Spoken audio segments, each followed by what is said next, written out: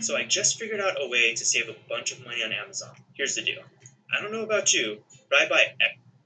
Hey, welcome back everybody, Prestige here, and the most commonly asked question between video game YouTubers is, how do you actually record your game? How do you actually record what you see on your console?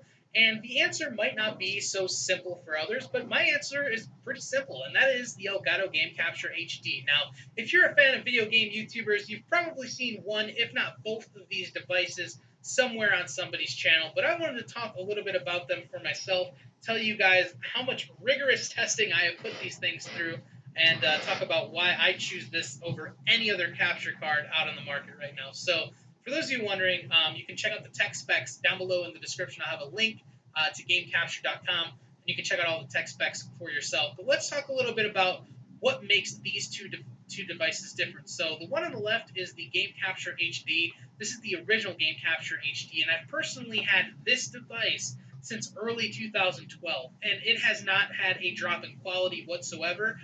I have only seen improvements, to be honest, with all of the capture software and everything, which I'll show you in just a moment because I want to plug these things in too, and I want to show you how to work them. So I've had this thing since early 2012, and I've never seen a loss in quality, and it almost seems like it somewhere on this channel as well with this exact capture card. See, like I said, this actually does not do PlayStation 3 recording. You cannot do retro gaming recording, but that's not a bad thing at all. The looks, it's awesome, and you can get that 60 FPS max out of it, 1080p 60 FPS. The live streaming is easy with this thing, and it's lightweight, easy to take to events, and that's what I've done even with this one.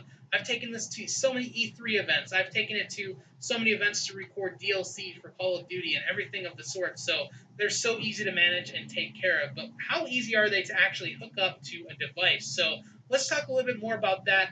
Just before we switch over to screens, you just got to remember that each one of these capture cards have different power going on inside of them, so they each take different system requirements. You can check that out over on GameCapture.com. But let's move over to something a little more special that you guys might not expect. Alright, so now I'm going to be showing you guys how to actually hook this device up, how simple it is to hook up. And we're not going to be using a desktop, we're not going to be using a laptop, we're actually going to be using my Microsoft Surface tablet, which is very interesting because the Surface tablet has USB 3.0 technology, but my USB 2.0 technology HD60 still records in 1080p 60 FPS in a crystal clear quality with no lag, no interruptions whatsoever. So let's go ahead and get right into it. Going to plug in the USB right into the device itself, and what you're going to see is the light show going on to signify that we have power to the device. Next up, we're going to plug in our HDMI from our game console of choice, whether it be a PS4, Xbox One. I'm going to use the Xbox One today, so just go ahead and plug that in. And first thing you're going to see come up in the background is actually a preview of the Xbox One. And next up, we're just going to plug it in, our monitor, to our HDMI out. So plugging that in now, you will see that the monitor will come on in the background in just a moment, and you can basically see right then and there, it is a live feed of what we are currently doing on the screen. So let's go ahead and get an actual in view of what you can do with this program besides just recording. So let's go ahead and get a little bit of a clearer view on that. All right, now going back into the software itself, you can clearly see that there is a big red capture button. If you want to capture, you can go ahead and click that and you'll be good to go.